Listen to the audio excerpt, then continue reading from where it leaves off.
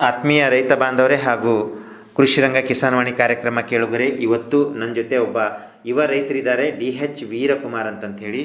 ಇವರು ದಾವಣಗೆರೆ ತಾಲೂಕು, ದಾವಣಗೆರೆ ಜಿಲ್ಲೆ ನಾಗಅರಸನಹಳ್ಳಿ ಗ್ರಾಮದವರು. ಪ್ರಮುಖವಾಗಿ ಇವರು ಏನಂತಂದರೆ ಹಿಂಗಾರು ಬೆಳೆಯಲ್ಲಿ ಭತ್ತದ ಬೀಜೋತ್ಪಾದನೆ ಮಾಡ್ತಾ ಇದ್ದಾರೆ ಈ ಒಂದು ಪ್ರದೇಶದಲ್ಲಿ. ಈ ಕುರಿತು ಇವತ್ತು ಮಾಹಿತಿ ಮಾಡಿಕೊಡ್ಲಿಕ್ಕಿದ್ದಾರೆ. ಪ್ರಥಮವಾಗಿ ಭದ್ರಾವತಿ ಆಕಾಶವಾಣಿ FM ಕೇಂದ್ರದಿಂದ ತಮಗೆ ಸ್ವಾಗತ ಕೋರುತ್ತಾ. ನಮಸ್ಕಾರ ವೀರಕುಮಾರ್ ಅವರೇ. ನಮಸ್ಕಾರ ಸರ್. ನಮಸ್ಕಾರ. ನಮ್ಮ ಹೆಸರು ವೀರಕುಮಾರ್ ಅಂತ ಸರ್. ನಾಗರಸನಹಳ್ಳಿಯವರು, ದಾವಣಗೆರೆ ತಾಲೂಕು, ದಾವಣಗೆರೆ ಜಿಲ್ಲೆ. ನಾವು ಭತ್ತದ ಬೀಜ ಬೆಳೆಸೋದ್ರ ಬಗ್ಗೆ ನಾನು ಮಾಹಿತಿ ಹೇಳ್ತೀನಿ. ನಾವು ಫಸ್ಟ್ ಬಂದ್ಬಿಟ್ಟು ಅದರಲ್ಲಿ 3 ಬೀಜ ಬರ್ತವೆ ಸರ್. 3 ಬೀಜ ಅಂದರೆ 3 ಟೈಪು ಗಂಡು ಬರ್ತೈತಿ, 1 ಟೈಪು ಹೆಣ್ಣು ಬರ್ತದೆ ಸರ್. ಅದ್ರಾಗೆ ಹೆಣ್ಣು ಚೆಲ್ಕೊಂತೇವೆ. ಹೆಣ್ಣು ಅಂದಮೇಲೆ 4 ಮಡಿ ಮಾಡ್ತೇವೆ. ಅದರೊಳಗೆ 4 ಮಡಿ ಒಳಗೆ 3 ಗಂಡು ಚೆಲ್ತವೆ, ಬೇರೆ ಬೇರೆ. ಆಮೇಲೆ 1 ಹೆಣ್ಣು ಚೆಲ್ತವೆ ಸರ್. ಅದನ್ನ ಹೆಣ್ಣು ಬೇರೆ ಚೆಲ್ಲಿ, ಆ ಚೆಲ್ಲಿ ಆದಮೇಲೆ ಅದಕ್ಕೆ ಕ್ಲೀನಾಗಿ ಬೆಳೆಸ್ತೇವೆ. 25 ದಿನ ತನಕ ಕ್ಲೀನಾಗಿ ಬೆಳೆಸ್ತೇವೆ ಸರ್. 25 ದಿನ ಆದಮೇಲೆ ಅದನ್ನು ಪೂರ್ತಿ ಹೊಲ ಎಲ್ಲ ಒಂದು ಸ್ವಲ್ಪ ಕ್ಲೀನಾಗಿ ರೊಳ್ಳಿ ಮಾಡ್ಕೊಂಬಿಟ್ಟು ಎಲ್ಲ ಲೆವೆಲ್ ಮಾಡ್ಕೊಂಬಿಟ್ಟು ಅದ್ರೊಳಗೆ ಫಸ್ಟ್ ಸರ್ ಗಂಡು ಹಚ್ತವೆ, ಲೈನ್ ಮಾಡ್ತಾವೆ ಸರ್. ಒಂದು ದಾರ ತಗೊಂಡು ಅದಕ್ಕೆ ಕೆಂಪುದು, ಹಸಿರು, ನೀಲಿ ಸರ್. ಅದಕ್ಕೆ ಆ ಥರ 3 ಅದನ್ನು ಅಲ್ಲೇದಲ್ಲಿ ಗುರ್ತು ಮಾಡಿರ್ತೇವೆ ಹಗ್ಗಕ್ಕೆ ಸರ್. ಹಗ್ಗಕ್ಕೆ ಗುರ್ತು ಮಾಡಿರ್ತೇವೆ. ಆ ಗುರ್ತಿನ ಪ್ರಕಾರ 1 ಹೆಣ್ಣು, 1 ಗಂಡು, ಮತ್ತೊಂದು ಗಂಡು, 3 ಏನು ಚೆಲ್ಲಿತಾವಲ್ಲ ಸರ್, 3 ಬಿಟ್ಟು ಹಚ್ಬೇಕು. ಒಂದಾದ್ಮೇಲೆ ಒಂದದನ್ನ ಆ ಥರನ ನಾವು ಅವ್ರಿಗೆ ಲೇಬರ್ಸ್ಗಳಿಗೆ ಅವ್ರಿಗೆ ಅದೇ ಕಲರೇ ನಾವು ಇದನ್ನ ಹಾಕಿರ್ತೇವೆ. ಆ ಗುಂಡಿ ಒಳಗೆ ಅದು ಕಲರ್ ಕೊಟ್ಟಿರ್ತೇವೆ. ಆ ಕಲರನ್ನ ದಾರಕ್ಕೆ ಅದೇ ಕಲರ ಅವರು ಅಗಿಡ್ಕೊಂಡಿರ್ತಾರೆ.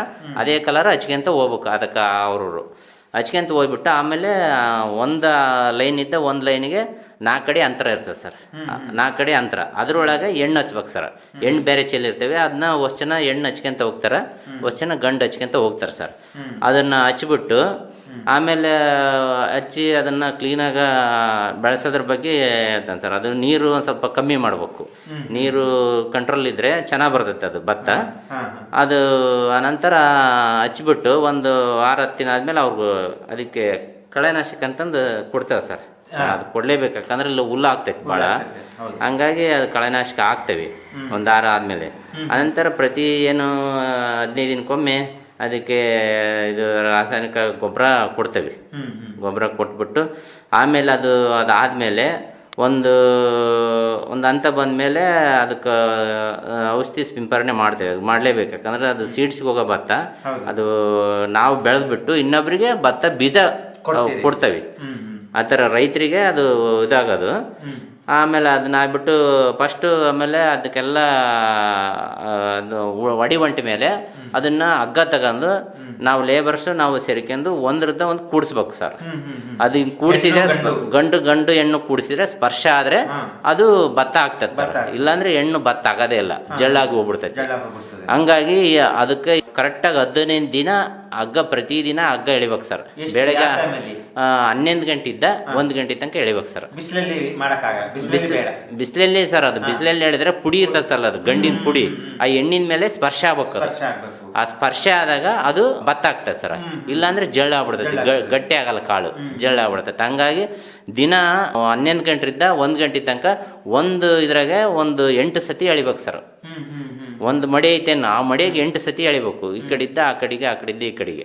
ಇದು ನೀವು ಸಸಿಗಳು ಹೆಂಗೆ ಜಮೀನಲ್ಲೇ ನರ್ಸರಿ ಮಾಡ್ಕೊಂತೀರಾ ಇಲ್ಲ ಟ್ರೈ ಮುಖಾಂತರ? ಹ್ಞೂ ಸರ್, ನಾವು ಜಮೀನಲ್ಲೇ ನರ್ಸರಿ ಮಾಡ್ಕೊಂತ ಮಡಿ ಮಾಡಿಬಿಟ್ಟು ಆ ಮಡಿ ಒಳಗೆ 4 ಟೈಪ್ ಸರ್. ಅದು 1 ಹೆಣ್ಣು, ಇನ್ನು 3 ಗಂಡು ಸರ್. ಅದು ಬೇರೆ ಚೆಲ್ಕೇಬೇಕು. ಅವನ್ನ ಚೆಲ್ಕೆಂದು ಅದನ್ನ ಹಚ್ಚಕರ್ನು ಹಂಗೆ ಕೂಡಿಸಿ ಹಚ್ಚಂಗಿಲ್ಲ ಸರ್, ಬೇರೆನೇ ಹಚ್ಬೇಕು.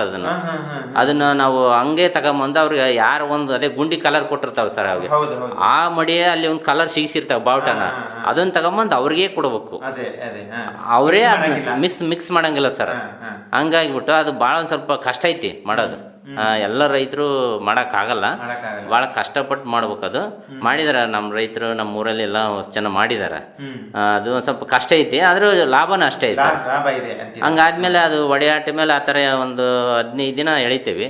ಎಳೆದಾದ್ಮೇಲೆ ಪೂರ್ತಿ ಕೆಂಪಾದಾಗ ಗಂಡು ಕೊಯ್ಬೇಕು ಸರ್ ನಾವು.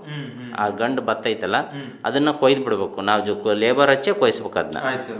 ಲೇಬರ್ ಹಚ್ಚಿ ಮಿಷಿನಲ್ಲಿ ಮಾಡೋಕ್ಕಾಗಲ್ಲ ಸರ್. ಲೇಬರ್ ಹಚ್ಚಿ ನಾನು ಒಂದು 4 ಎಕರೆ ಎತ್ತಿದ್ದು ಸರ್. 4 ಎಕರೆ ಒಳಗೆ ನಾನು ಲೇಬರ್ ಇಟ್ಟು ನಾವು ಎಲ್ಲ ಕಷ್ಟಪಟ್ಟು ಮಾಡಿದ್ವಿ ಸರ್. ಚೆನ್ನಾಗೈತಿ, ಲಾಭ ಚೆನ್ನಾಗೈತಿ. ಅದು ಮಾಡಿಬಿಟ್ಟು ಅದು ಕೊಯ್ದು ಆಮೇಲೆ ಇದು ಎಣ್ಣೆಗೆ ಐತಲ್ಲ ಸರ್, ಅದನ್ನ ಮಿಷಿನಲ್ಲಿ ಕೊಯ್ಸ್ಬೋದು. ಆಮೇಲೆ ಅದು ಪೂರ್ತಿ ಮಿಷಿನಲ್ಲಿ ಕೊಯ್ಸೋದು ಸರ್. ಕೊಯ್ಸ್ಬಿಟ್ಟು ಒಣಗಿಸಿ ಲೋಡ್ ಮಾಡಿ ಕಳ್ಸಕ್ ಸರ್. ಬೀಜ ಕಂಪ್ನಿ ಕಳಿಸ್ತೇವೆ. ಬೈಯರ್ ಕಂಪನಿ ಜೊತೆಗೆ ನೀವು ಒಡಂಬಡಿಕೆ ಮಾಡ್ಕೊಂಡಿದ್ದೀರಾ ಹೇಗೆ? ಅಂದ್ರೆ ನಾವು ಅಂದ್ರೆ ನೀವು ಇಷ್ಟು ಮಾಡಿಕೊಡಿ ನಮ್ಮ ತಗೊಳ್ತೀವಿ ಮತ್ತೆ ಅಂತ ಹೇಳಿರ್ತಾರೆ. ಇದಕ್ಕೆ ಅವರು ಮತ್ತೆ ಬಂದು ಇದು ನೋಡ್ತಾ ಇರ್ತಾರ ಅವಾಗವಾಗ ಹೆಂಗೆ ಆಗಿದೆ ಏನು ಅಂತ ಹೇಳಿ ನಿಮಗೆ ಸಲಹೆ ಎಲ್ಲ ಕೊಡ್ತಾ ಇರ್ತಾರೆ, ನೋಡ್ತಾ ಇರ್ತಾರ? ಹ್ಞೂ ಸರ್, ಅದು ಹಚ್ಚದ ಹಿಡಿದು ಕೊಯ್ಯೋ ತನಕನೂ ಬಂದು ಸಲಹೆ ಕೊಡ್ತಾರೆ ಸರ್ ಅವರು. ಈ ಥರ ಮಾಡೋಕ್ಕೂ ನಾವು ಬೈಯರ್ ಕಂಪ್ನಿಯವ್ರು ಮಾಡಿದ್ದೀವಿ ಸರ್. ಅವರು ಎಲ್ಲ ಬಂದು ನಿಂತಿದ್ದು ವಾರ ಬರ್ತಾರೆ ಸರ್. ಹಚ್ಚಕರ ನಿಂತಿದ್ದು ಹಚ್ಚಿಸಿ ಹೋದ್ರು, ಬಟ್ ವಾರ ಬಂದು ಈ ಥರ ಮಾಡ್ರಿ ಅಂತ ಹೇಳಿ ಹೋಗ್ತಾರೆ. ಆ ಥರ ನಾವು ಮಾಡ್ತೇವೆ ಸರ್. ಮಾಡಿಬಿಟ್ಟು ಆಮೇಲೆ ಕೊಯ್ದ್ಮೇಲೆ ಅವರೇ ನಾವು ಎಲ್ಲ ಒಣಗಿಸಿ ತುಂಬಿ ಕೊಡ್ತೇವೆ ಸರ್. ಲೋಡ್ ತಗೊಂಡು ಹೋಗ್ತಾರೆ ಸರ್. ಅದು 1 ಕ್ವಿಂಟಾಲ್ಗೆ 13,500 ರೂಪಾಯಿ ಸರ್. ಅದು 1 ಕ್ವಿಂಟಲ್ಗೆ ಭಾಳ ಲಾಭ ಚೆನ್ನಾಗಿದೆ ಸರ್. ಅದು ಏನೆಲ್ಲ ಅಂದ್ರೆ 8ರಿಂದ 10 ಕ್ವಿಂಟಲ್ ಬೆಳಿಬೋದು ಸರ್ ಎಕರೆ. ಹ್ಞೂ ಸರ್, ಚೆನ್ನಾಗೈತೆ ಲಾಭ. ಅಂದ್ರೆ ಅದು ಬೇಸಿಗೆಯಲ್ಲಿ ಅಷ್ಟೇ ಸರ್ ಬೆಳೆಯೋದು, ಮಳೆಗಾಲದಾಗ ಏನಿಲ್ಲ. ನಾವು ಬೆಳೆದೇವಿ ಸರ್. ಇದು ಎಷ್ಟು ವರ್ಷದಿಂದ ತಾವು ಬೀಜೋತ್ಪಾದನೆ ಒಂದು ಕಾರ್ಯಕ್ರಮ ತಗೊಂಡಿದ್ದೀರಿ? ಈಗ ಸರ್ 2 ವರ್ಷದ ಮಾಡ್ತಾ ಇದ್ದೇವೆ. ಮೊದಲು ಇದು ಮಾಮೂಲು ಲಾಟಿನ ಮಾಡಿದ್ವಿ ಸರ್. ಈಗ ಅವರೆಲ್ಲ ಬಂದ್ಬಿಟ್ಟು ಮಾಡ್ರಿ ಚೆನ್ನಾಗಿದೆ, ಲಾಭ ಆಗ್ತೈತಿ. ಆಮೇಲೆ ಚೆನ್ನಾಗಿ ರೈತರಿಗೂ ಒಳ್ಳೆ ಲಾಭ ಐತಿ. ನಿಮ್ಮಿಂದ ಇನ್ನೊಬ್ರು ಮಾಡ್ಕೊಂಡ್ರೆ ಅವ್ರಿಗೂ ಒಳ್ಳೆ ಲಾಭ ಆಕತಿ, ಮಾಡ್ರಿ ಅಂತ ಹೇಳಿ ಸ್ವಲ್ಪ ಜನ ಫಸ್ಟ್ ಮಾಡ್ತಿದ್ರೆ ಆಮೇಲೆ ನಾವೆಲ್ಲ ಮಾಡಾಕತಿ. ಈಗ ನಿಮ್ಮ ಪರಿಸರದಲ್ಲಿ ಎಷ್ಟು ರೈತರು ಅನುಸರಿಸ್ತಾ ಇದ್ದಾರೆ ಈ ಭತ್ತದ ಒಂದು ಬೀಜೋತ್ಪಾದನೆ ಕಾರ್ಯಕ್ರಮ? ಸರ್ ಈಗ ಸುಮಾರು ಏನಲ್ಲ ಅಂದ್ರೆ ಒಂದು 60ರಿಂದ 70 ಜನ ಮಾಡ್ತಾ ಇದಾರೆ ಸರ್. ಮಾಡ್ತಾರೆ ಹಿಂಗಾರಿನಲ್ಲಿ ಸರ್, ಹಿಂಗಾರಿ ಮಾಡ್ತಾರೆ ಸರ್. ಹ್ಞೂ ಸರ್. ಇದು ಬರೋದು ಯಾವಾಗ? ಈಗ ಕಟಾವಿಗೆ ಬರ್ತದೆ ಯಾವಾಗ? ಈಗ ಹಾಕಿದ್ರೆ ಕಟಾವಿಗೆ ಬರೋದು ಯಾವಾಗ ಸರ್? ನಾವೀಗ ಅದೇ ಆಗ್ತಾವೆ ಸರ್. ಅವಾಗ ಡಿಸೆಂಬರ್ ಸರ್, ಡಿಸೆಂಬರಿಗೆ ಕಟಾವ್ ಮಾಡುತ್ತೆ ಸರ್. ಡಿಸೆಂಬರಿಗೆ ಕಟಾವ್ ಮಾಡಬಹುದು. ಡಿಸೆಂಬರ್. ಆಮೇಲೆ ಸ್ವಲ್ಪ ಮಳೆ ಜಾಸ್ತಿ ಆದ್ರೆ ಏನಾದ್ರೂ ಸಮಸ್ಯೆ ಆಗುತ್ತಾ ಇದರಲ್ಲಿ? ಸರ್ ಮಳೆ ಜಾಸ್ತಿ ಆದ್ರೆ ಒಂದು ಸ್ವಲ್ಪ ಜಳ್ಳು ಆಗ್ತದೆ ಸರ್. ಅದು ಹಂಗಾಗಿ ಮಳೆ ಹಂಗಾಗಿ ಮುಂಗಂಡೆ ಹಚ್ತಾವ ಸರ್ ಅದನ್ನ. ಹಂಗಾಗಿ ಒಂದು ಸ್ವಲ್ಪ ಜಲ್ದಿ ಹಚ್ಚಿ ಅದು ಮಳೆ ಬರೋದ್ರೊಳಗೆ ಕೊಯ್ತೇವೆ ಸರ್. ಈಗ ಅಕಾಲಿಕ ಮಳೆ ಅದು ಎಲ್ಲದಕ್ಕೂ ಸಮಸ್ಯೆ ಆಗುತ್ತೆ ಅಲ್ವಾ? ಅದು ಪ್ರಕೃತಿ ಮುಂದೆ ನಾವೇನು ಮಾಡೋಕ್ಕಾಗಲ್ಲ. ತೋಟಗಾರಿಕೆ ಬೆಳೆ ಆಗಿರ್ಬೋದು, ಇಲ್ಲ ಕೃಷಿ ಬೆಳೆ ಆಗಿರ್ಬೋದು, ಅಕಾಲಿಕ ಮಳೆ ಬಂದರೆ ಅದು ಸಮಸ್ಯೆ ಆಗುತ್ತೆ. ಮತ್ತೆ ಈಗ ಇದರಲ್ಲಿ ತಾವು ಮತ್ತೆ ಏನೇನು ಈಗ ನೀರು ಒಂದು ನಿರ್ವಹಣೆ ಆಗಲಿ, ಕಳೆಗಳು ತೆಗೆಯೋದಾಗಲಿ, ಗೊಬ್ಬರದ ನಿರ್ವಹಣೆ ಆಗಲಿ ಹೇಗೆ ಅಂತ ಸ್ವಲ್ಪ ಹೇಳ್ತೀರಾ ಸರ್? ಕಳೆನೂ ಕಮ್ಮಿ ಸರ್. ಇದು ಲೈನ್ ಮಾಡಿರ್ತಾವ, ಆ ಲೈನ್ ಹಚ್ಚಿರ್ತವೆ. ಕಳೆ ಅಷ್ಟೇನಾಗಲ್ಲ, ಕ್ಲೀನಾಗ ಸ್ವಚ್ಛ ಇರ್ತೈತಿ. ಆಮೇಲೆ ಇದು ಗೊಬ್ಬರನೂ ಅಷ್ಟೇನಿಲ್ಲ ಸರ್. ಇದಕ್ಕೇನು ಗೊಬ್ಬರನು ಕಮ್ಮಿನೇ, ಇದು ಕಮ್ಮಿನೇ. ಬಟ್ ಏನು ಲೇಬರ್ಸ್ ಹಗ್ಗ ಎಳಿತಾವಲ್ಲ ಸರ್, ಅದು ಒಂದ್ ಸ್ವಲ್ಪ ಖರ್ಚು ಬರ್ತದೆ. ಅದನ್ನ ಬಿಟ್ರೆ ಏನ್ ಮಾಮೂಲಿ ಏನ್ ಬೆಳಿತಾವಲ್ಲ ಸರ್, ಅದೇ ಟೈಪ್ ಇದು. ಅದನ್ನ ಬಿಟ್ರೆ ಏನಲ್ಲ ಸರ್. ಮಾಮೂಲಿ ಹಗ್ಗ ಮಾಡಿಸೋದೊಂದು, ಗಂಡು ಭತ್ತ ಕೊಯ್ತಾವಲ್ಲ ಅದು ಒಂದು ಸರ್. ಅದನ್ನ ಬಿಟ್ರೆ ಮತ್ತೆಲ್ಲ ಏನು ಕೆಲಸ ಮಾಮೂಲಿ ಸರ್. ಇದು ಗಂಡು ಭತ್ತ ಕೊಯ್ದು ಪ್ರತ್ಯೇಕವಾಗಿ ಒಣಗಿಸ್ಬೇಕಾ ಅದಕ್ಕೆ? ಹ್ಞೂ ಸರ್, ಪ್ರತ್ಯೇಕವಾಗಿ ಅದನ್ನೇ ಬೇರೆ ಒಣಗಿಸಿ ಅದನ್ನ ಬೇರೆ ಅವ್ರು ಒಯ್ಯಲ್ಲ ಸರ್. ಅದು ಮಾರ್ಕೆಟಿಗೆ ಕೊಡ್ತೇವೆ. ಅವ್ರು ಒಯ್ಯೋದು ಬರೀ ಹೆಣ್ಣು ಭತ್ತ ಸರ್ ಅಷ್ಟೇ ಒಯ್ಯೋದು. ಅದು ಮಾರ್ಕೆಟಿಗೆ ಮಾರ್ತಾವೆ ನಾವು. ಜೊತೆಗೆ ಈಗ ನಮ್ಮ ರಾಜ್ಯ ಸರ್ಕಾರದ ಬೀಜ ನಿಗಮ ಅಂತ ಹೇಳಿದಾವಲ್ಲ, ಅವರು ಕೂಡ ತಮಗೆ ಏನಾದರೂ ಹೇಳಿದ್ರಾ ಈ ಥರ ಮಾಡಬೇಕು ಅಂತಂತೇಳಿ ಏನಾದ್ರು? ಹ್ಞೂ ಸರ್, ಅವರು ಭೇಟಿ ಕೊಟ್ಟು ಹೇಳಿದ್ರಿ ಸರ್, ಈ ಥರ ಮಾಡಿರಿ, ನಿಮಗೆ ರೈತರಿಗೆ ಲಾಭನ ಆಗ್ತತಿ. ಆಮೇಲೆ ಬೇರೆ ರೈತರಿಗೂ ನೀವು ಬೆಳೆದು ಕೊಟ್ಟಾಗತಿ, ಅವ್ರಿಗೂ ಒಂದು ಉಪಯೋಗ ಆಕತಿ, ಮಾಡ್ರಿ ಅಂತ ಹೇಳಿದ್ರಿ ಸರ್. ಇದಲ್ದೇ ಈಗ ತಾವು ಹೇಳ್ತಾ ಇದ್ರಿ ಬಾಯರ್ ಕಂಪನಿಯ ಒಂದು ಒಡಂಬಡಿಕೆಯಿಂದ ಮಾಡ್ತಾ ಇದ್ರಿ. ಮತ್ತೆ ಬೇರೆ ಕಂಪನಿಯವರು ಮಹಿಕೋ ಮತ್ತೆ ಬೇರೆ ಅವರೆಲ್ಲ ಬೇರೆ ಬೇರೆ ಕಡೆ ಮಾಡಿದಾರೆ ಸರ್. ಅವರು ನಮ್ಮ ಕಡೆ ಬಾಯರ್ ಕಂಪನಿ ಮಾಡ್ತಾ ಇದ್ದಾರೆ. ಹ್ಞೂ ಸರ್, ಅವ್ರು ಮಾಡಿ. ಇದ್ರ ಬಗ್ಗೆ ತರಬೇತಿ ಏನಾದ್ರು ಕೊಟ್ರ ನಿಮ್ಗೆ ಮೊದಲು? ಹ್ಞೂ ಸರ್, ಇದ್ರ ಬಗ್ಗೆ ಫಸ್ಟ್ ತರಬೇತಿ ಕೊಡ್ರಿ, ಈ ಥರ ಬೆಳಿಬೇಕು ಎಲ್ಲ ಹೇಳಿದ್ರಿ ಸರ್. ಬಂದು ಈ ಥರ ಮಡಿ ಮಾಡ್ರಿ, ಈ ಥರ ಮಡಿ ಮಾಡಿ ನೀವು ಫಸ್ಟ್ ಎಲ್ಲ ರೆಡಿ ಮಾಡ್ಕೊಳ್ರಿ, ಆಮೇಲೆ ಈ ಥರ ಕಿತ್ತು ಫಸ್ಟ್ ಇದನ್ನ ಗಂಡು ಹಚ್ಬೇಕು, ಆಮೇಲೆ ಹೆಣ್ಣು ಹಚ್ಬೇಕು ಅಂತ ಎಲ್ಲ ಮಾಹಿತಿ ಕೊಟ್ಟದ್ರು ಸರ್. ಆಮೇಲೆ ಅದು ನೀವು ಹಚ್ಚಬೇಕಾದ್ರೂ ಅವ್ರು ಬಂದು ನೋಡಿದ್ದಾರೆ. ಹಚ್ಬೇಕಾದ್ರೆ ಒಬ್ರು ಕಳಿಸಿರ್ತಾರೆ ಸರ್, ಇದೇ ಥರ ಹಚ್ಚ್ರಿ ಅಂತ. ಈಗ ಫಸ್ಟಿಗೆ ಕಳಿಸ್ತಾರೆ ಸರ್, ಆಮೇಲೆ ನಾವೆಲ್ಲ ಅವ್ರು ಹೇಳ್ದಂಗೆ ಮಾಡ್ತೇವೆ. ಏನು ಅನಿಸ್ತದೆ, ಇದು ಮಾಮೂಲಿ ಬೆಳೆಯುವ ಭತ್ತಕ್ಕಿಂತ ಇದು ಲಾಭದಾಯಕ ಅನಿಸುತ್ತಾ ನಿಮಗೆ? ಹಾಂ ಸರ್, ಮಾಮೂಲಿ ಬೆಳೆಯೋದಿಗೆ ಭತ್ತಕ್ಕಿಂತ ಇದು ಲಾಭ ಸರ್. ಇದು 13,000 ಅಂದ್ರೆ ಲಾಭ ಚೆನ್ನಾಗೈತೆ ಸರ್. ಇದ್ರಾಗ ಈಗ ಮಾಮೂಲಿ ಖರ್ಚು ಬೆಳೆದಂಗೆ ಬೆಳೀತೆ, ಖರ್ಚಾಕತಿ, ಆದ್ರೆ ಆದಾಯ ಜಾಸ್ತಿ ಐತೆ ಸರ್. ಇದ್ರ ಕಮ್ಮಿ ಅಂದ್ರೆ ಒಂದು ಎಕರೆಗೆ ಒಂದು 70-80 ಸಾವಿರ ರೂಪಾಯಿ ಉಳಿತಾಯ ಮಾಡ್ಬೋದು, ಖರ್ಚು ತಗಸ್ತಾರೆ. ಆಮೇಲೆ ಈಗ ಖರ್ಚು ವೆಚ್ಚಕ್ಕೆ ಬಂದರೆ ಏನು ಹೇಳ್ತೀರಾ? ಎಷ್ಟು ಖರ್ಚು? ಮತ್ತು ಈಗಾಗಲೇ ಹೇಳಿದಿರಿ ಲಾಭ ಇದರಲ್ಲಿ ಇದೆ, ಯಾಕಂದರೆ ಬೀಜೋತ್ಪಾದನೆ ಮಾಡಿ ಮಾರಾಟ ಮಾಡೋದ್ರಲ್ಲಿ ತುಂಬ ಲಾಭ ಇದೆ.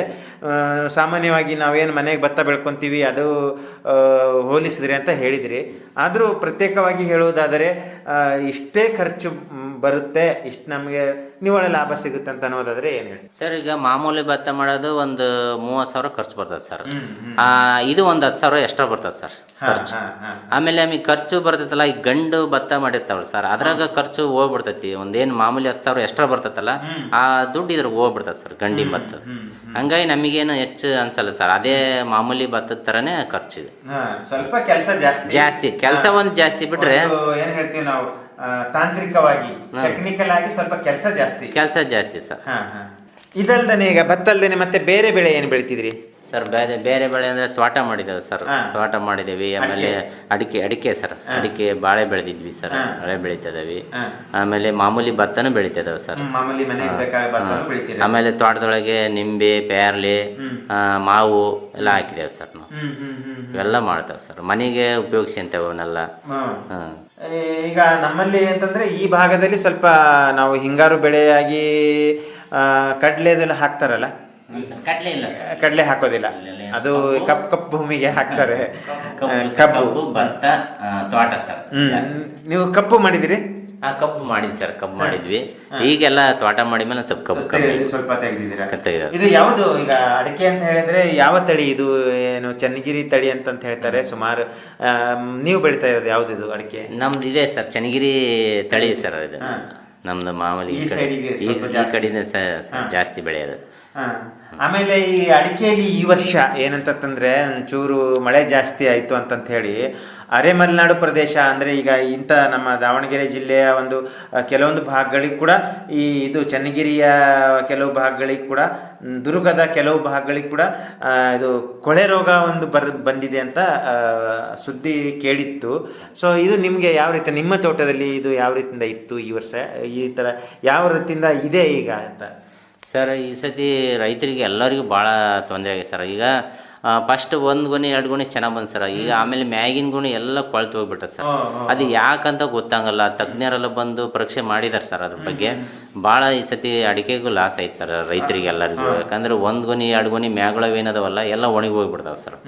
3 ಗೊನೆ ತನಕ ಒಂದೊಂದು ತೋಟದಾಗ ಸರ್, ನಾನು ಕೇಣಿ ಅಡಿಕೆ ತೋಟ ಮಾಡ್ತೀನಿ, ಅದು 3 ಗೊನೆ ತನಕನೂ ಒಣಗಿ ಹೋಗ್ಬಿಡ್ತಾವೆ ಸರ್. ಒಬ್ಬ ರೈತರಿಗೆ ಸತ್ಯ ಅಂತ ಒಂದು ಅಡಿಕೆ ಒಳಗೆ ಲಾಭ ಇಲ್ಲ ಸರ್, ತೊಂದರೆ ಆಗಿದೆ. ತೊಂದರೆ ಆಗಿದೆ ಸರ್ ಈ ಸತಿ.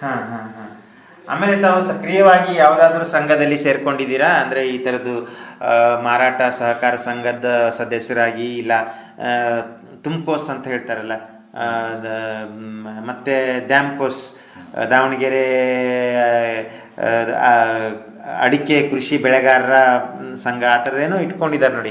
ಸೊ ಈ ರೀತಿಯಿಂದ ತಾವು ಸಂಘದಲ್ಲಿ ಏನೋ ಸೇರ್ಕೊಂಡಿದ್ದಾರೆ? ನಾವು ನೇಗಿಲಿಯೋಗಿ ಸಂಘ ಅಂತ ಮಾಡ್ಕೊಂಡೇವೆ ಸರ್ ಕಾರಿನೂರಲ್ಲಿ. ಇದ್ರ ಬಗ್ಗೆ ನಾವು ರೈತರಿಗೆ ಮಾಹಿತಿ ಕೊಡೋದಾಗ್ಲಿ, ನಾವು ಸಾವಯವ ಬಗ್ಗೆ ನಮ್ಮ ಮಾಮರು ಮಾಡಿದಾರೆ ಟಿ ವಿ ರುದ್ರೇಶ್ವರ್ ಅವರು ಅಂತಂದು, ಎಲ್ಲ ನಾವು ಸೇರ್ಕೊಂಡು ಕೃಷಿ ಬಗ್ಗೆ, ಈಗ ಸಾವಯವ ಬಗ್ಗೆ ಮಾತಾಡ್ತೇವೆ, ಮಾಹಿತಿನೂ ಕೊಡ್ತೇವೆ. ಇದ್ರ ಬಗ್ಗೆ ಎಲ್ಲ ಇದು ಮಾಡ್ತೇವೆ ಸರ್. ನಾವು ಅದ್ರ ಬಗ್ಗೆ ಸ್ವಲ್ಪ ಹಂಗ ಸಾವಯವ ಬಗ್ಗೆ ಹೋಗ್ತದಾವೆ ಸರ್ ನಾವು. ಆಮೇಲೆ ನಿಮಗೆ ಬಿಡುವು ಸಿಕ್ಕಿದಾಗ ಯಾವ ರೀತಿಯ ಸಮಯ ಕಳಿತೀರಿ? ಎಲ್ಲಾದರೂ ದೇವಸ್ಥಾನಕ್ಕೆ ಹೋಗೋದು, ಅಥವಾ ಬೇರೆ ಕಡೆ ಯಾವುದಾದ್ರೂ ಊರಿಗೆ ಹೋಗೋದು, ಅಥವಾ ಈ ಥರದ್ದು ಏನಾದರೂ ಚರ್ಚಾಗೋಷ್ಠಿ ಮಾಡ್ಕೊಳ್ತಕ್ಕಂಥ ವಿಚಾರ ಇಟ್ಕೊಳ್ತೀರಾ ಹೇಗೆ? ಸರ್ ನಾವು ಬಿಡು ಸಿಕ್ಕಾಗ ಹಿಂಗೆ ನಾವು ರೈತರ ತೋಟಗಳಿಗೆ ಹೋಗಿ ಎಲ್ಲ ನಾವು ಹಿಂಗೆ ಸೇರ್ಕೊಂಬಿಟ್ಟು ಈ ಥರ ಅವ್ರ ಹೊಲ್ದಾಗ ಏನು ಬೆಳೆದಾರ ಇವ್ರ ಹೊಲ್ದಾಗ ಏನು ಬೆಳೆದಾರ ನಾವೆಲ್ಲ ಸಂಘದವ್ರು ಹೋಗ್ಬಿಟ್ಟು ಎಲ್ಲ ಇದು ಮಾಡಿ ಆ ಥರ ಬೆಳಿಬೇಕು ಅನ್ನೋದು ನಾವು ಒಂದು ಮನದಟ್ಟು ಮಾಡ್ಕೊಂತೇವೆ ಸರ್. ಈ ಥರ ಅವ್ರ ಹೊಲ್ದಾಗ ಈ ಥರ ಬೆಳೆದಾರ ನಾವು ಬೆಳಿಬೇಕು, ಆಮೇಲೆ ಜನಗಳಿಗೆ ಹೇಳ್ತೇವೆ ಈ ಥರ ಬೆಳೀರಿ ಅಂತಂದು ಎಲ್ಲ ಮಾಹಿತಿ ಹೇಳ್ತೇವೆ ಸರ್. ಈಗ ಇತ್ತೀಚಿನ ದಿನಗಳಲ್ಲಿ ನಿಮ್ಮ ಮೊಬೈಲಲ್ಲೇ ಎಲ್ಲನೂ ಬಂದ್ಬಿಡ್ತದೆ. ಯಾವ ಒಂದು ಆ್ಯಂಡ್ರಾಯ್ಡ್ ಮೊಬೈಲ್ ಇದ್ದರೆ ಸಾಕು ಎಲ್ಲ ಮಾಹಿತಿ ಬಂದ್ಬಿಡ್ತದೆ. ಆದರೆ ಕೃಷಿಗೆ ಸಂಬಂಧಪಟ್ಟಿದ್ದ ಮಾಹಿತಿ ಪ್ರತ್ಯೇಕವಾಗಿ ಹವಾಮಾನ ಆಗಿರಲಿ, ಮಾರುಕಟ್ಟೆ ವ್ಯವಸ್ಥೆಯ ಒಂದು ಅಂದರೆ ಇಂದಿನ ಮಾರುಕಟ್ಟೆ ಧಾರಣೆ ಬಗ್ಗೆ ಆಗಿರಲಿ, ಆಮೇಲೆ ಹೊಸ ಬೆಳೆ ಒಂದು ಕೃಷಿ ಮಾಡೋದಾಗಲಿ ಅಥವಾ ಹೊಸ ತಂತ್ರಜ್ಞಾನಗಳ ಬಗ್ಗೆ ಯಾವ ರೀತಿಯಿಂದ, ಯಾರಿಂದ, ಯಾವ ಮೂಲಗಳಿಂದ ಮಾಹಿತಿ ಪಡ್ಕೊಳ್ತೀರಿ? ನಾವು ಹಿಂಗೆ ಎಲ್ಲ ಸರ್ ಈಗ ಇದ್ರ ಭದ್ರಾವತಿ ವಾಣಿ ಅವೆಲ್ಲ ಬರ್ತಾವೆ ಸರ್, ನೋಡಿದ್ದೀವಿ ನಾವು ಎಲ್ಲ ಮಾಹಿತಿ ಕೇಳ್ತೇವೆ ಸರ್. ನಾವು ಭದ್ರಾವತಿ ವಾಣಿಗೆ ರೇಡಿಯೋ ಕೇಳ್ತೇವೆ ಸರ್. ಅದರೊಳಗೆ ಕೇಳಿ ಮಾಹಿತಿ ಈ ಥರ ಕೃಷಿ ಬಗ್ಗೆ ಆಗಲಿ ಇನ್ನೊಂದ್ರ ಬಗ್ಗೆ ಆಗಲಿ ಎಲ್ಲ ಮಾಹಿತಿ ತಿಳ್ಕೊಂತೇವೆ ಸರ್. ನಾವು ತಿಳ್ಕೊಂಡು ಅದೇನು ಇದಾದರೂ ನಾವು ಮಾಡ್ಕೊಂತೇವೆ ಸರ್. ಅದ್ರ ಜೊತೆಗೆ ಮೊಬೈಲ್ ಮುಖಾಂತರ ಕೂಡ ಇಲಾಖೆಯವರು ಕಳಿಸ್ತಾರೆ. ಹಾಂ ಸರ್, ಕಳಿಸ್ತಾರೆ ಸರ್. ನಮಗೆ ಹಿಂಗೆ ದಾವಣಗೆರೆ APMC ಇದ್ದ ನಮಗೆ ಮಾಹಿತಿ ಬರ್ತೈತಿ. ಅಡಿಕೆಗೆ ರೇಟ್ ಐತಿ, ಆಮೇಲೆ ತೆಂಗಿಗೆ ರೇಟ್ ಐತಿ, ಭತ್ತಿಗೆ ರೇಟ್ ಐತಿ, ನುಗ್ಗೆ ರೇಟ್ ಐತಿ, ಎಲ್ಲ ನಾವು ಮೊಬೈಲ್ನೇ ತಿಳ್ಕೊಂತಾವ ಸರ್. ಎಲ್ಲ ಗೊತ್ತಾಗ್ತೈತಿ. ಕಳಿಸ್ತಾರ, ಗೊತ್ತಾಗ್ತದೆ. ಹಾಂ, ಪ್ರತಿದಿನ ಬರ್ತದೆ ಸರ್. ಮಾರ್ಕೆಟ್ ಏನೈತಿ ಇವತ್ತು ಏನಾಯ್ತು ಅನ್ನೋದೆಲ್ಲ ಗೊತ್ತಾಗ ಸರ್. ನಾವು ಅಡಿಕೆ ಇದು ಮಾಡ್ತಾವಲ್ಲ ಹಂಗ ಪ್ರತಿದಿನ ಯಾವ್ದು ಏನು ಬರ್ತೈತಿ ಅನ್ನೋದೆಲ್ಲ ನೋಡ್ತಾ ಇರ್ತೇವೆ. ಕಳಿಸ್ತಾರ, ನೋಡ್ತಾ ಇರ್ತೇವೆ ಸರ್ ನಾವು. ಇಲ್ಲಿ ನಿಮ್ಮ ಒಂದು ನಾಗರಸನಹಳ್ಳಿಯಲ್ಲಿ ಇಂಥದ್ದಿಲ್ಲಪ್ಪ ನಮ್ಮ ಊರಿಗೆ ಅಂತಂದ್ರೆ ಏನು ಹೇಳ್ತೀರಿ? ಸೌಲಭ್ಯ ಸಾರ್ವಜನಿಕರಿಗೆ ಉಪಯೋಗ ಆಗ್ತಕ್ಕಂಥ ಈಗ ಹಾಲಿನ ಡೈರಿ ಆಗಿರ್ಬೋದು, ಪಶು ಆಸ್ಪತ್ರೆ ಆಗಿರ್ಬೋದು, ಅಂಗನವಾಡಿ ಕೇಂದ್ರ ಆಗಿರ್ಬೋದು, ಇನ್ನಿತರೆ ಒಂದು ಜನಸಾಮಾನ್ಯರಿಗೆ ಉಪಯೋಗ ಆಗ್ತಕ್ಕಂಥ ಒಂದು ವ್ಯವಸ್ಥೆಗಳು ಸರ್. ನಮ್ಮೂರಲ್ಲಿ ದಾವಣಗೆರೆ ತಾಲೂಕು ಲಾಸ್ಟ್ ಊರ ಸರ್ ನಮ್ಮದು. ನಮ್ಮೂರಲ್ಲಿ ಹಾಲಿನ ಡೇರಿ ಇಲ್ಲ, ಆಮೇಲೆ ಪಶು ಆಸ್ಪತ್ರೆ ಇಲ್ಲ, ಆಮೇಲೆ ಈಗ ಸಾರ್ವಜನಿಕ ಆಸ್ಪತ್ರೆಯಲ್ಲಿ ಏನಿಲ್ಲ ಸರ್ ನಮ್ಮೂರಲ್ಲಿ. ಅದು ಒಂದು ಸ್ವಲ್ಪ ನಾವೇನಿದ್ರು ದಾವಣಗೆರೆಗೆ ಹೋಗ್ಬೇಕು ಸರ್. ಪಶು ಹಾಸ್ಪಿಟ್ಲ್ ಅಂದ್ರೆ ಕುಕ್ಕೋಡ ಹೋಗ್ಬೇಕು ಸರ್ ನಾವು. ಹಂಗಾಗಿ ನಮಗೆ ಒಂದು ಸ್ವಲ್ಪ ಅದು ಆದ್ರೆ ಚೆನ್ನಾಗ ಅಂತ ನಮ್ಮ ಮಾಹಿತಿ ಹೇಳ್ಬೇಕು. ಇದ್ರ ಬಗ್ಗೆ ಏನಾದರೂ ಮುತುವರ್ಜಿ ವಹಿಸಿದ್ದೀರಾ ನೀವು? ನಿಮ್ಮ ಊರಿನ ಪ್ರತಿನಿಧಿಗಳು, ನಿಮ್ಮ ಊರಿನ ಏನು ಹೇಳ್ತೀವಿ ನಾವು ಲೀಡರ್ಸ್ಗಳನ್ನ ಜೊತೆ ಮಾತಾಡಿ ಅಥವಾ ಅವರ ಪಂಚಾಯತಿ ಮುಖಾಂತರ ಏನಾದರೂ ಕೊಡ್ತಕ್ಕಂಥದ್ದು ಅಂದರೆ ಮನವಿ ಕೊಡ್ತಕ್ಕಂಥ ವ್ಯವಸ್ಥೆ ಏನಾದರೂ ಮಾಡ್ಕೊಂಡಿದ್ದೀರಿ? ಸರ್ ಮಾಡಿದ್ದೇವೆ ಸರ್, ಅದ್ರ ಬಗ್ಗೆ ಅರ್ಜಿನೂ ಕೊಟ್ಟಿದ್ದೇವೆ. ಹಾಲಿನ ಡೈರಿ ಮಾಡ್ಬೇಕಂತ ನಾನು ಸ್ವಲ್ಪ ಭಾಳ ಇದು ಮಾಡಿದೆ. ಆದರೆ ಇದೇ ಪಶು ಒಂದು ಹಾಸ್ಪಿಟ್ಲ್ ಇಲ್ಲ, ಏನಾರು ಇದಾದರೆ ನಾವು ಮತ್ತೆ ಇದಕ್ಕೆ ಹೋಗ್ಬೇಕು ಅವನ್ನೆಲ್ಲ ಅಂತೇಳಿ ಭಾಳ ಜನ ನಿರ್ಲಕ್ಷ್ಯ ಮಾಡಿದ್ರು. ಹಂಗಾಗಿ ನಾನು ಅದು ಬಿಟ್ಟೆ. ಆಮೇಲೆ ಈಗ ಅರ್ಜಿ ಕೊಟ್ಟಿದ್ದೇವೆ ಸರ್, ಕೆಲವೊಂದಿಗೆ ಹಾಸ್ಪಿಟ್ಲಿಗೆ ಇದಕ್ಕೆಲ್ಲ ಅರ್ಜಿ ಕೊಟ್ಟಿದ್ದೇವೆ ಸರ್. ಯಾವ ರೀತಿಯಿಂದ ಪ್ರತಿಕ್ರಿಯೆ ಇದೆ? ಮಾಡ್ತೀವಿ ಅಂತ ಹೇಳಿದ್ದಾರೆ ಸರ್. ಮಾಡ್ತೇವೆ ಅಂತಂದು ಹೇಳಿದ್ದಾರೆ. ನಮ್ಮ ಕಡೆ ಭಾಗದ MLAಗಳು ಮಾಡಿಕೊಡ್ತೇವೆ ಅಂತಂದು ಹೇಳಿದ್ದಾರೆ. ಸ್ವಲ್ಪ ದಿನ ಮಾಡ್ತೇವೆ ಅಂತಂದು ಹೇಳಿದ್ದಾರೆ. ಒಳ್ಳೆಯದು. DH ವೀರಕುಮಾರ್ ಅವರೇ, ಇದುವರೆಗೆ ತಾವು ತಮ್ಮ ಕೃಷಿಯ ಅನುಭವ ಜೊತೆಗೆ ತಮ್ಮ ಹಳ್ಳಿಯ ಒಂದು ಸಮಸ್ಯೆಗಳ ಬಗ್ಗೆ ಕೂಡ ಸ್ವಲ್ಪ ಮಾಹಿತಿ ನೀಡಿಕೊಟ್ಟಿದ್ರಿ. ಅದ್ರ ಬಗ್ಗೆ ಬೆಳಕು ಚೆಲ್ಲಿದ್ರಿ, ಏನು ವ್ಯವಸ್ಥೆ ಇಲ್ಲ ಅಂತಂತ ಹೇಳ್ಬಿಟ್ಟು. ಮತ್ತೊಮ್ಮೆ ತಮಗೆ ಭದ್ರಾವತಿ ಆಕಾಶವಾಣಿ ಕೇಂದ್ರದಿಂದ ಧನ್ಯವಾದಗಳನ್ನ ಅರ್ಪಿಸುತ್ತಾ, ಕೊನೆಯದಾಗಿ ಈಗ ಈ ಭತ್ತದ ಬೆಳೆಯಲ್ಲಿ ಬೀಜೋತ್ಪಾದನೆ ಮಾಡ್ತಕ್ಕಂಥವರಿಗೆ ಮತ್ತು ಇದರಲ್ಲಿ ತೊಡಗಿಸ್ಕೊಳ್ತಕ್ಕಂಥವರಿಗೆ ಅನುಕೂಲಕ್ಕಾಗಿ ತಮ್ಮ ದೂರವಾಣಿ ಸಂಖ್ಯೆ ಕೊಡಿ. ಈಗ ಭತ್ತ ಬೀಜೋಪಕರಣ ಎಲ್ಲರೂ ಮಾಡಿರಿ. ನಿಮಗೆ ಯಾವ ಕಂಪ್ನಿಯವರು, ಬಯರ್ ಕಂಪ್ನಿಯರಾಗಲಿ ಇನ್ನೊಂದು ಕಂಪ್ನಿಯರಾದ್ರೂ ಬಂದ್ರೆ ಅದ್ರ ಲಾಭ ಐತಿ, ಮಾಡಿರಿ ಅಂತಂದು ಹೇಳ್ಬಿಟ್ಟು ರೈತರಿಗೆ ಎಲ್ಲರೂ ಒಳ್ಳೇದಾಕತಿ, ಇನ್ನೂ ಹೆಚ್ಚಿಗೆ ಲಾಭ ಕಾಣ್ತೀರಿ ಅಂತಂದು ಹೇಳ್ಬಿಟ್ಟು ನಮ್ಮ ಫೋನ್ ನಂಬರ್ 73 37 80 97 03. ಧನ್ಯವಾದ DH ವೀರಕುಮಾರ್ ಅವರೇ. ಇದುವರೆಗೆ ತಾವು ಸಂದರ್ಶನ ರೂಪದಲ್ಲಿ ಭತ್ತದ ಬೀಜೋತ್ಪಾದನೆ ಕುರಿತು ಸಂಪೂರ್ಣ ಒಂದು ಮಾಹಿತಿಯನ್ನು, ಇದರಿಂದ ಲಾಭ ಪಡಿಬಹುದು, ನಾವು ಏನು ಸಾಮಾನ್ಯವಾಗಿ ಬೆಳೀತಕ್ಕಂಥ ಭತ್ತದಕ್ಕಿಂತನೂ ಇದರಲ್ಲಿ ತುಂಬ ಲಾಭ ಇದೆ, ಒಂದು ಸ್ವಲ್ಪ ಕೆಲಸ ಮಾಡಬೇಕಾಗ್ತದೆ, ಅದು ಎಲ್ಲ ಕಡೆನೂ ಇದ್ದೆ. ಯಾಕಂದರೆ ನಾವು ಲಾಭ ಮಾಡಬೇಕಂದ್ರೆ ನಾವು ಮುತುವರ್ಜಿ ವಹಿಸಬೇಕಾಗ್ತದೆ, ಸ್ವಲ್ಪ ಕಷ್ಟಪಡಬೇಕಾಗ್ತದೆ. ಅದು ಏನು ಅದರಲ್ಲಿ ಯಾವುದೂ ಸಮಸ್ಯೆ ಇಲ್ಲ, ಅದರಲ್ಲಿ ಯಾವುದೋ ಒಂದು ಗೊಂದಲ ಇಲ್ಲ. ಸೊ ಹಾಗಾಗಿ ತಾವು ಮಾಹಿತಿ ನೀಡೋದಕ್ಕೆ ಮತ್ತೊಮ್ಮೆ ತಮಗೆ ಧನ್ಯವಾದಗಳನ್ನ ಅರ್ಪಿಸುತ್ತಾ ನಮಸ್ಕಾರ DH ವೀರಕುಮಾರ್. ನಮಸ್ಕಾರ ಸರ್.